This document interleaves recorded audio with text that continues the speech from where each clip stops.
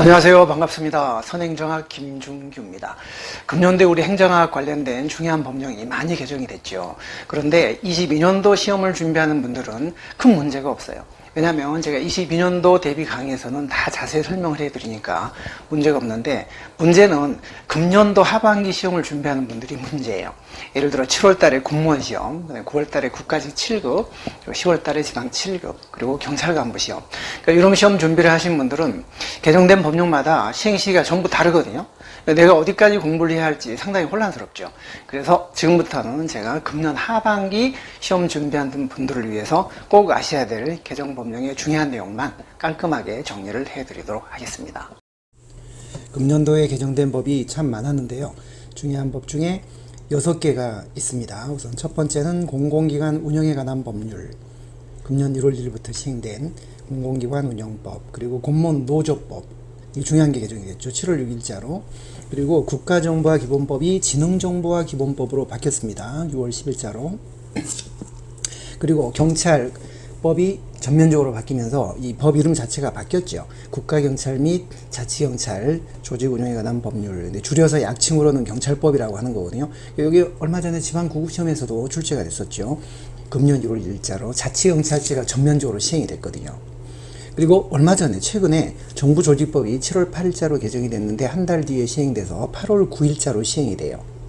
그리고 내년 1월 13일자로 지방자치법이 완전 전면 개정이 됐고요.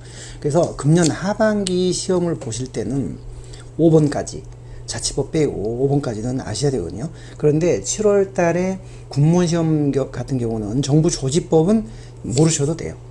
8월 9일자로 시행이 되니까, 군무원은 7월 24일자로 시험이 실시가 되니까요. 자, 그래서 지금부터 제가 이 5개 법, 공공기관 운영법, 공무원 노조법, 그 다음에 지능정보화 기본법, 그리고 경찰법, 정부조직법에 대해서 아주 핵심적인 내용만, 시험에 나올 것만 깔끔하게 설명을 해드리도록 하겠습니다. 자, 첫 번째, 공공기관 운영법입니다. 1월 1일자로 시행이 됐어요. 그러니까 하반기 시험에 이 4개 법은 다 출제될 수 있는 중요한 내용들이에요. 우선 어떤 내용이 개정이 됐냐면, 공기업과 준정부기관의 지정 기준이 변경이 됐어요. 우리가 공공기관의 종류가 3가지잖아요. 공기업, 준정부기관, 그 다음에 기타 공공기관, 그래서 공준기 3개인데, 이 중에 공기업하고 준정부기관은 공공기관 중에서도 전에는 작년까지는 정원 50명 이상인 공공기관 중에서 지정한다, 이렇게 돼 있었죠. 그런데 요번에는, 현재는 법이 바뀌어서 3가지 기준을 충족시켜야 돼요. 정원, 그리고 총수입액, 그리고 자산 규모가 대통령령으로 정하는 일정 기준 이상. 그리고 대통령령이 시행령인데요. 시행령이 뭐라고 되어 있냐면, 정원은 50인, 총수입액은 30억, 자산 규모는 10억 이상인 공공기관 중에서 공기업과 준정부기관을 지정한다, 이렇게 바뀌었습니다. 자, 여기서 중요한 수험 포인트는요, 물론 이 숫자도 나올 수 있지만, 시험에서 그러니까 정원, 총수입, 자산 규모가 대통령령으로 정하는 기준에 이렇게 나올 수도 있지만, 구체적으로 숫자를 적시해서 50인, 총수입은 30억, 자산 규모는 10억 이상인 공공기관 중에서 지정한다, 이렇게 나올 수도 있으니까요. 조심하시고, 그리고 중요한 거는 이 3가지 기준이 동시에 충족돼요. 이 중에 어느 하나만 충족된다고 해서 지정되는 게 아니고요. 엔드 개념, 엔드. 정원 50명 이상, 총수입은 30억 이상, 엔드, 그리고 자산 규모 10억 이상인 공공기관 중에서 공기업과 준정부기관을 지정한다. 자, 이렇게 되어 있습니다. 자, 그 다음에 두 번째, 공무원 노조법인데요. 7월 6일자로 시행이 됐습니다. 엄청나게 중요한 내용이 바뀌었죠.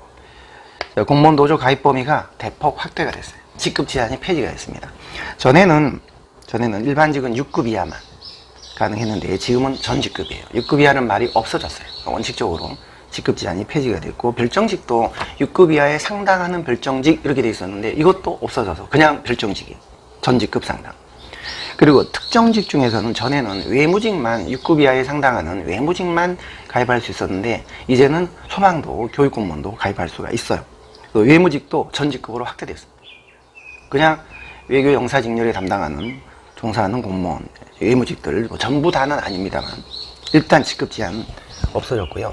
소방은 전에는 가입할 수 없었죠. 소방 공무원들이 헌법소원도 내고 했습니다만 가입을 못했는데, 이제는 가입할 수 있습니다. 교육 공무원도 가입할 수 있습니다. 다만 교원은 제외됩니다. 교원은 그럼 노조 활동을 못하냐? 교원 노조가 있지 않느냐? 맞습니다. 교원노조가 있기 때문에 별도로 이 법에 의한 교원노조를 인정할 필요가 없다는 거죠. 그 다음에 퇴직자. 전에는 일단 퇴직하면 공무원노조 가입 못했거든요. 그런데 이제는 퇴직자도 가입할 수 있어요. 노동조합으로 정하는 그런 퇴직자는 가입할 수가 있습니다. 그래서 이 공무원노조법의 이번에 소원 포인트는 일단 직급제한 폐지가 됐고 확대가 됐지만 전에도 제외시켰던 그 제외 대상은 그대로예요. 즉 지휘, 감독, 총괄 공무원 하는 일이 주로 지휘, 감독이거나 총괄을 담당하는 그런 공무원은 가입할 수가 없고요. 그리고 인사보수 담자 가입할 수 없습니다. 그리고 근로환경 감독 조정, 그러니까 근로감독관 이런 사람들도 가입할 수가 없고, 그다음에 교정수사 그리고 안보 이런 분야에 담당하는 공무원들은 가입할 수가 없습니다. 이 제외 대상은 옛날과 그대로이기 때문에 사실상 우리가 직급 제한은 요번에 폐지가 됐지만 실질적으로 가입 범위가 뭐 1급, 2급, 3급도 다 가입할 수 있냐? 그렇지는 못할 거예요. 물론 1, 2, 3급도 자기 보직이 없이 지휘 감독하지 않는 그런 자리에 있지 않는 사람도 일부 있을 수는 있겠죠. 그런 사람들은 가입할 수 있겠죠. 그러나 실제 4급 이상 공무원들은 대부분 과장급, 국장급, 실장급 이런 지휘 감독직에 있기 때문에 그 사람들은 가입할 수가 없어요. 그래서 실질적으로는 가입 범위가 팍 늘어나는 건 아니에요. 5급 같은 경우는 예를 들어 과장급이 아닌 5급 같은 경우는 지휘 감독을 안 하니까 그런 사람들은 가입할 수 있겠죠. 그래서 중앙부처 5급, 물론 지방에 가면 5급도 과장급이 많아요. 일선기관이나. 그러나 중앙부처 5급 같은 경우는 과장이 아니기 때문에 이런 사람을 가입할 수 있겠죠. 그래서 그거 말고는 실질적으로는 가입 범위가 뭐 대폭 확대됐거나 그런 거는 아닙니다. 그래서 제외 대상은 정년과 그대로다. 이거 조금 조심하시고요. 그 다음에 공무원 노조가 인정이 되면서 이제 직장협의회하고 가입 기준이 좀 헷갈리게 돼요. 여러분들 직장협의회라는 건 노조가 아니잖아요. 따로 있잖아요. 근데 직장협의회는 그대로예요. 이건 노조가 아니기 때문에 바뀐 게 없어요. 그래서 직장협의회는 6급 이하, 전에는 거의 가입 범위가 같았거든요. 6급 이하. 근데 지금은 공무원 노조는 전직급 제한 없으니까 이제 달라지게 된 거죠. 그래서 뭐가 달라졌냐? 노조하고 직협을 섞어서 문제를 내거나 한다면 약간 헷갈릴 수 있기 때문에 이 부분을 조금 조심하셔야 될 것 같아서 제가 소원 포인트 두 번째로 말씀을 드립니다. 노조는요, 일반직은 전직급이고 직협은 직장협의회는 6급 이하만 가능합니다. 그리고 별정직도 노조는 전직급, 직협은 6급 이하 상당만. 특정직 같은 경우에 외무직은 노조는 전직급이에요. 직협은 10년 경력이에요. 10년 경력 미만이 대부분 6급 이하에 상당하는 그런 외무직들이에요. 소방도 직협은 소방경 이하만 가입이 가능. 노조는 전 계급이 가능. 소방도. 교육공무원은 직협은 교육공무원 직협이 없습니다. 교육공무원들은 직장협의 개념이 없어요. 그런데 노조는 교육공무원도 교원을 제외하고는 가입할 수가 있고, 그 다음에 경찰은 또 반대입니다. 노조는 경찰은 가입할 수 없어요. 그런데 직협은 경감 이하. 최근에 법이 개정이 됐죠. 작년에. 경감 이하는 가입할 수가 있습니다. 직협에는요. 그리고 제일 중요한 퇴직자. 노조는 가입할 수 있지만 직협은 그거는 가입할 수가 없습니다. 자, 그 다음에 세 번째 지능정보화 기본법인데요. 이건 6월 10일자로 시행이 됐고, 자, 여기서 우리가 시험에 많이 나오는 게 정보화 관련 기본 계획, 수립 주기, 수립 주체, 명칭 이런 건데요. 전에는 이 법의 이름 자체가 국가정보화 기본법이었어요. 근데 이번에 지능정보화 기본법에서 정보 앞에 이제는 전부 지능자가 많이 붙어요. 그래서 기본계획도 국가정보화 기본계획이 아니라 지능정보사회 종합계획으로 바뀌었는데요. 자, 중요한 거는 이 지능정보사회 종합계획은 과기부 장관이 수립을 해야 되는데 전에는 5년마다 한 번씩이었어요. 5년마다.